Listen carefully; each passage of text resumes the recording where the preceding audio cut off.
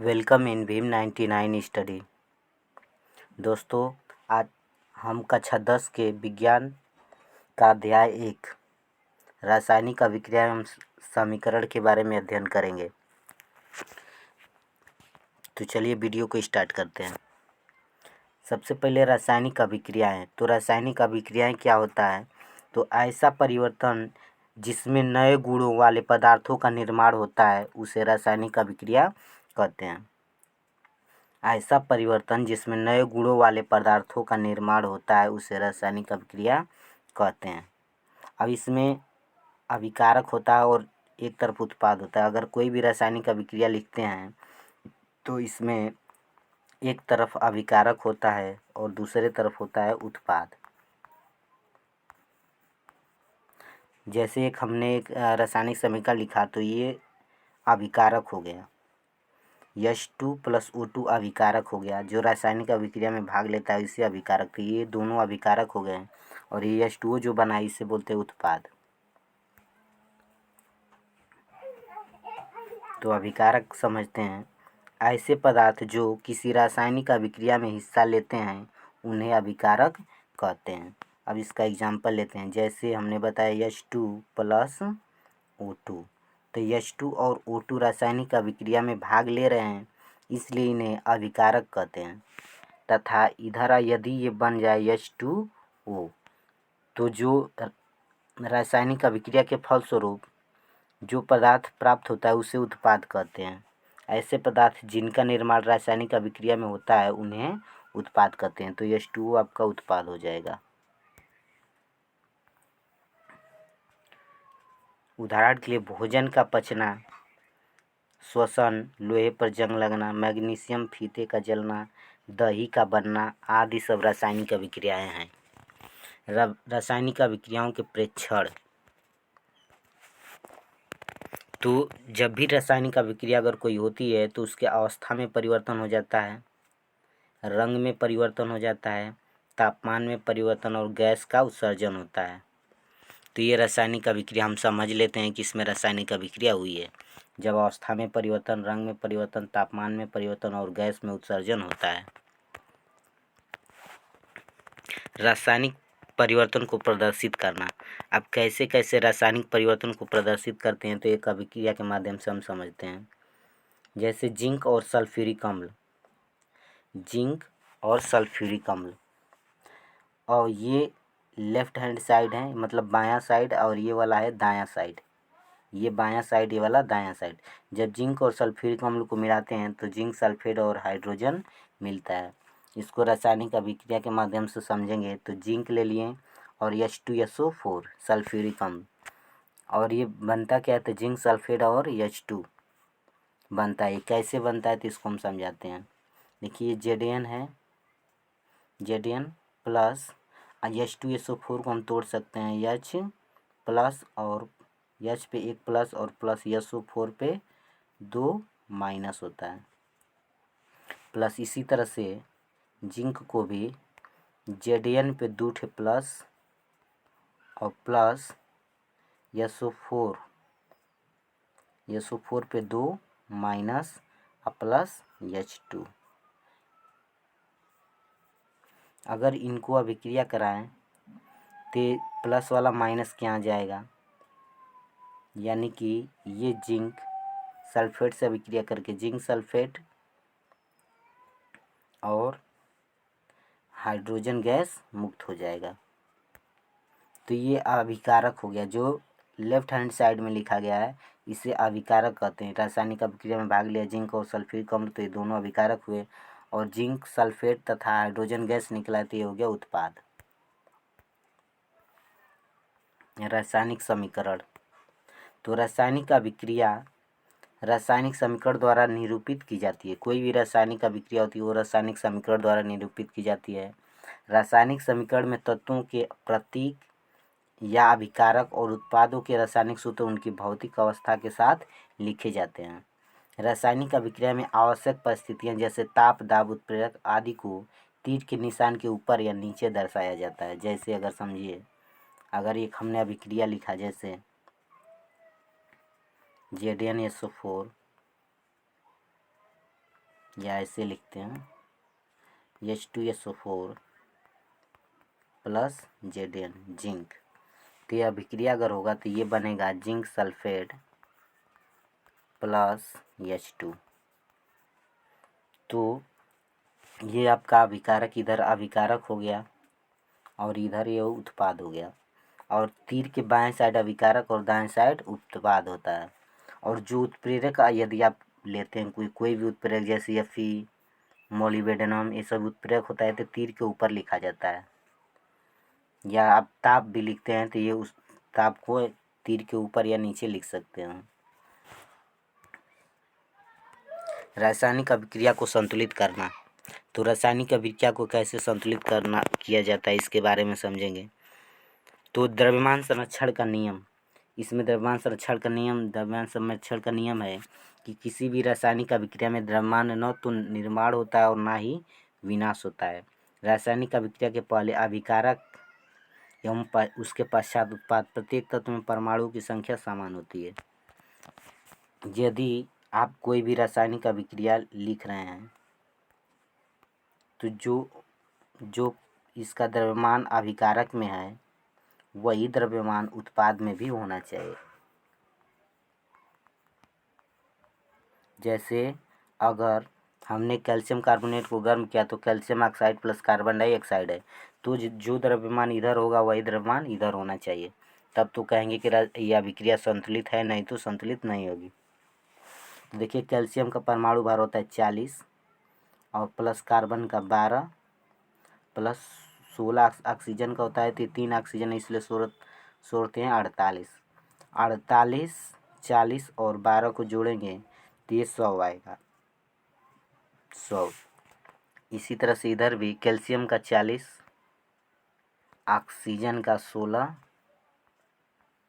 और carbon dioxide carbon का 12, oxygen का 32, ये 2 ऑक्सीजन इसलिए 16 16 32, और इसको भी अगर जोड़ते हैं तो हो जाएगा 100। तो जो रासायनिक अभिक्रिया से यानी कि पहले अभिकारक में जो द्रव्यमान था वही द्रव्यमान उत्पाद में भी आ रहा है, तो इसे कहते हैं संतुलित रासायनिक समीकरण। चरणबद्ध संतुलित करना, इसको संतुलित करने के लिए निम्नलिखित चरणों में इसे संतुलित कर सकते हैं। रासायनिक समीकरण लिखकर प्रत्येक सूत्र के चारों ओर बॉक्स बना लेते हैं। जैसे Fe plus H2O equal to Fe2O3 plus H2। अब इसको लिख लिए, बॉक्स बना लिए। अब बॉक्स इसलिए बना लिए क्योंकि इस बॉक्स के अंदर हम गुणा कुछ नहीं कर सकते। जैसे Fe2 है तो O के आगे हम कुछ गुणा नहीं कर सकते, जब भी करेंगे तो हम लोग बाहर ही इसमें गुणा कर सकते हैं। तो संतुलित करते समय बॉक्स के अंदर कुछ भी परिवर्तन नहीं किया जाता है। चरण 2 है कि समीकरण में उपस्थित विभिन्न तत्वों के परमाणु की संख्या नोट कीजिए। अब इसमें जो है नोट कर लेते हैं कि LHS में कितना है और RHS में परमाणु की संख्या कितना है। तो LHS में Fe की संख्या 1 है, यानी कि आयरन 1 है, हाइड्रोजन 2 है और ऑक्सीजन 1 है। इधर उत्पाद में परमाणु की संख्या 3 Fe है और हाइड्रोजन 2 ऑक्सीजन 4 है।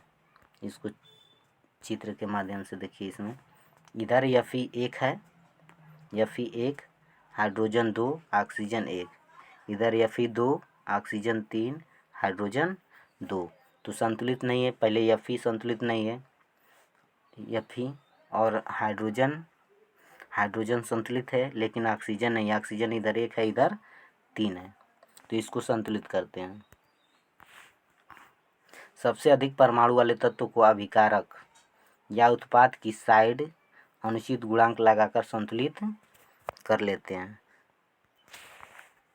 जैसे Fe है और H2O, तो अगर H2O के आगे हम 4 का गुणा कर दें तो हाइड्रोजन 8 हो गया, लेकिन ऑक्सीजन 4 इधर चाहिए था तो ऑक्सीजन इधर 4, ऑक्सीजन 4 करने के लिए हमने यहाँ पे 4 का गुणा कर दिया।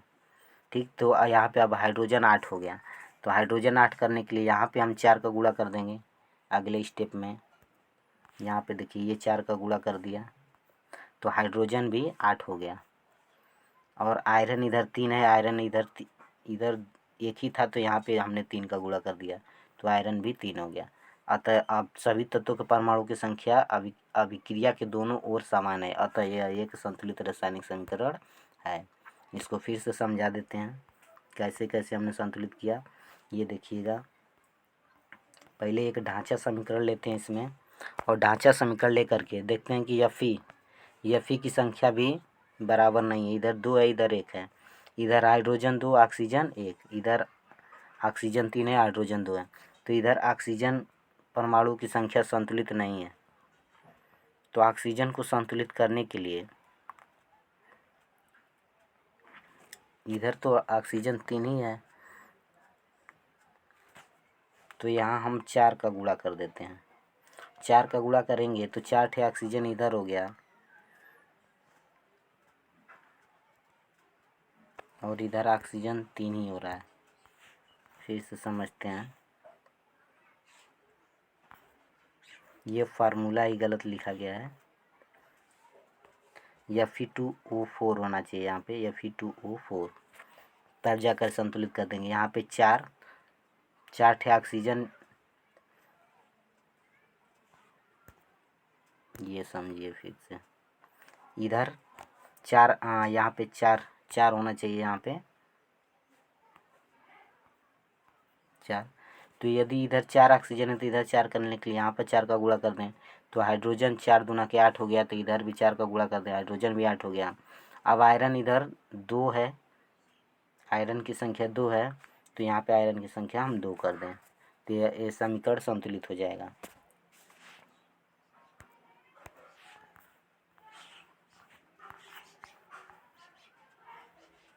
चरण 5 है, सभी तत्वों के परमाणुओं की संख्या अभिक्रिया के दोनों ओर समान हो गया। चरण 5 में देखेंगे, अभिकारक एवं उत्पादों की भौतिक अवस्था लिखना।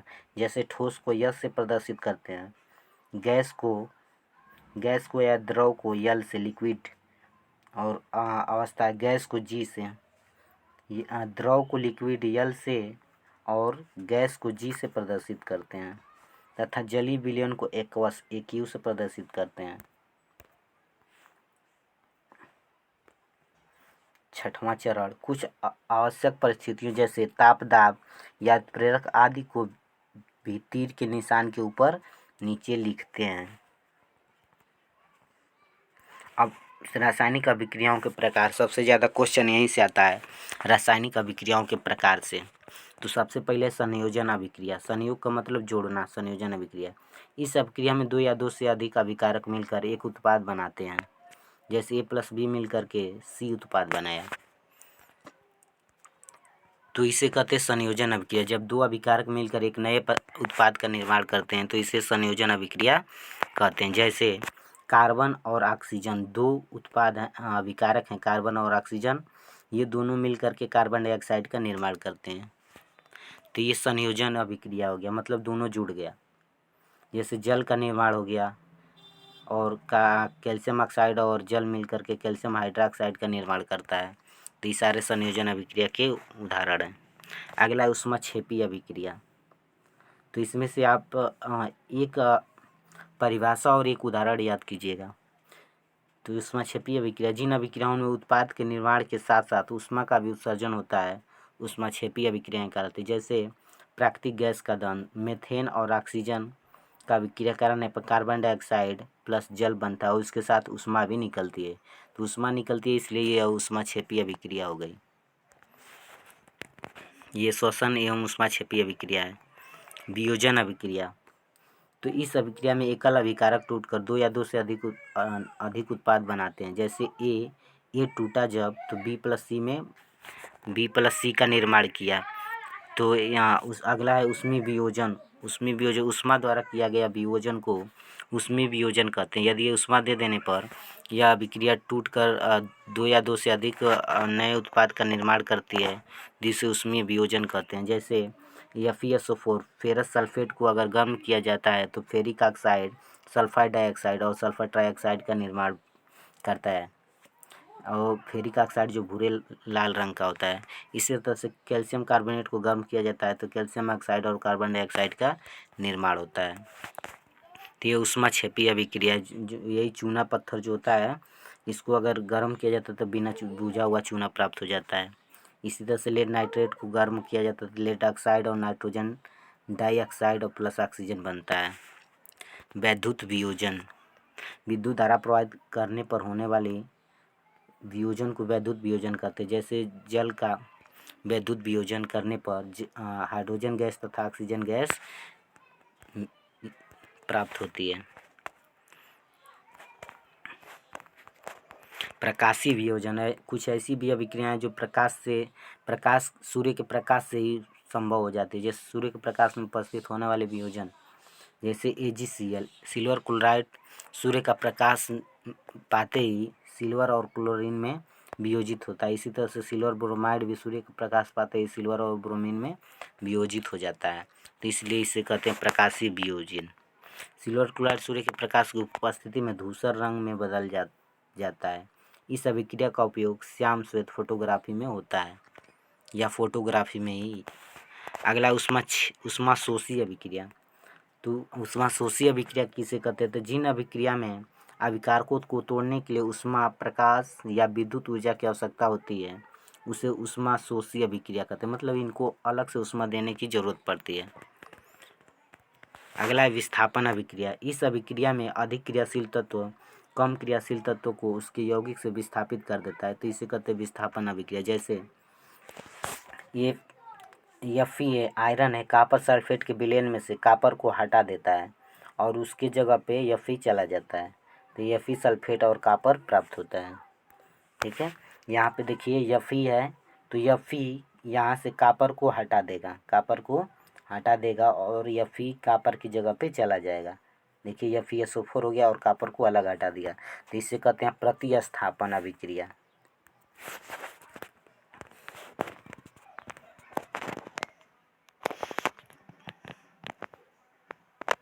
द्विविस्थापन अभिक्रिया। अगला है द्विविस्थापन अभिक्रिया। तो द्विविस्थापन अभिक्रिया किसे कहते हैं? इस प्रकार में उत्पादों का निर्माण दो यौगिकों के बीच आयनों के आदान प्रदान से होता है। जैसे सोडियम सल्फेट और बेरियम क्लोराइड। तो सोडियम सल्फेट और बेरियम क्लोराइड का अगर अभिक्रिया कराते हैं तो बेरियम सल्फेट के यहाँ चला आता है, तो बेरियम सल्फेट और सोडियम क्लोरीन से लग जाता है तो सोडियम क्लोराइड बन जाता है। तो इसमें द्विविस्थापन हो रहा है, इसलिए इसे द्विविस्थापनीय अभिक्रिया कहते हैं। बेरियम सल्फेट के सफ़ेद अवक्षेप का निर्माण होता है, इसलिए इस अभिक्रिया को अवक्षेपण अभिक्रिया भी कहते हैं। अवक्षेपण का मतलब जो नीचे जा कर के बैठ जाता है तले पे, उसे अवक्षेप कहते हैं। उपचयन एवं अपचयन। उपचयन और अपचयन अभिक्रिया। तो पहले उपचयन अभिक्रिया पढ़ते हैं। जब किसी पदार्थ में ऑक्सीजन की वृद्धि होती है तथा हाइड्रोजन की कमी होती है, ऑक्सीजन की वृद्धि तथा हाइड्रोजन की कमी, तो इस अभिक्रिया को हम लोग उपचयन अभिक्रिया कहते हैं। जैसे C+O2 तो कार्बन डाइऑक्साइड बनता है, यानी कि ऑक्सीजन में वृद्धि हुआ, कार्बन में ऑक्सीजन जुड़ गया तो यहाँ पे जो है उपचयन हो गया, और कॉपर में ऑक्सीजन जोड़ करके कॉपर ऑक्साइड बन गया, इसलिए यहाँ पे भी अपचयन हो गया। यहाँ पे उपचयन।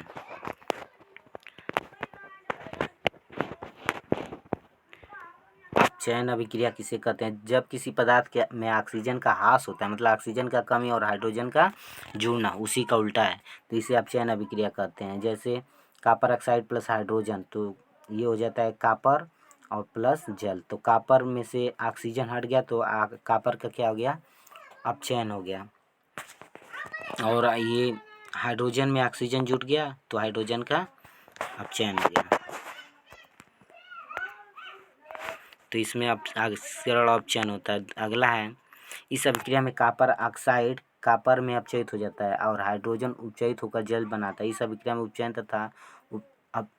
तथा अपचयन दोनों प्रकार की अभिक्रिया होती है, इसलिए इसे रेडॉक्स अभिक्रिया कहते हैं। तो जिसमें ऑक्सीकरण और अपचयन दोनों अभिक्रिया होता है उसे रेडॉक्स अभिक्रिया भी कहते हैं। परीक्षाओं में यह क्वेश्चन भी बहुत ज़्यादा पूछा जाता है कि ऑक्सीकरण और अपचयन अभिक्रिया किसे कहते हैं। तो ऑक्सीकरण और अपचयन अभिक्रिया जिसमें दोनों साथ साथ आए उसे रेडॉक्स अभिक्रिया भी कहते हैं। दैनिक जीवन में उपचयन अभिक्रिया के प्रभाव। तो संक्षारण, इसमें अगर अभिक्रिया का प्रभाव पढ़ें तो पहला है संक्षारण। संक्षारण जब कोई धातु ऑक्सीजन, आर्द्रता, अम्ल आदि के संपर्क में आते ही जिससे धातु की ऊपरी परत कमजोर होकर संक्षारित हो जाती है। लोहे की वस्तु पर जंग लगना, चांदी के ऊपर काली परत को तांबे के ऊपर पर चढ़ाना संक्षारण का उदाहरण है। यसद लेपन, विद्युत लेपन और पेंट करके संक्षारण से धातुओं को बचाया जा सकता है। अगला आता है विकृत गंधिका। ये जरूर दो तीन नंबर का आता है। विकृत गंधिका क्या होता है? तो वसायुक्त और तैलीय खाद्य सामग्री वायु के संपर्क में आने पर उपचयित हो जाते हैं, जिससे उनके स्वाद और गंध में परिवर्तन हो जाता है। इसे विकृत गंधिका कहते हैं। विकृत गंधिका को रोकने के उपाय। तो विकृत गंधिका को रोकने के लिए प्रत्याक्सीकारक का उपयोग करके वायुरोधी बर्तन में खाद्य सामग्री रखकर वायु के स्थान पर नाइट्रोजन गैस द्वारा या शीतलन द्वारा इसको रोका जा सकता है। यानी कि शीतलन का मतलब कि यदि आप खाने को फ्रिज में रख दें तो 3 से 4 दिन तक आप उसे बचा सकते हैं। और जो ये पैकेट होता है, कोई भी छोटा पैकेट आता है नमकीन या कोई पैकेट आता है, तो उसमें ऑक्सीजन गैस निकाल करके उसमें नाइट्रोजन भर दिया जाता है, क्योंकि नाइट्रोजन गैस से अभिक्रिया नहीं करती है। दोस्तों, यदि यह वीडियो आपको पसंद आया तो इसे लाइक कर लें तथा अपने दोस्तों के साथ सब्सक्राइब कर लें तथा शेयर करना ना भूलें। धन्यवाद।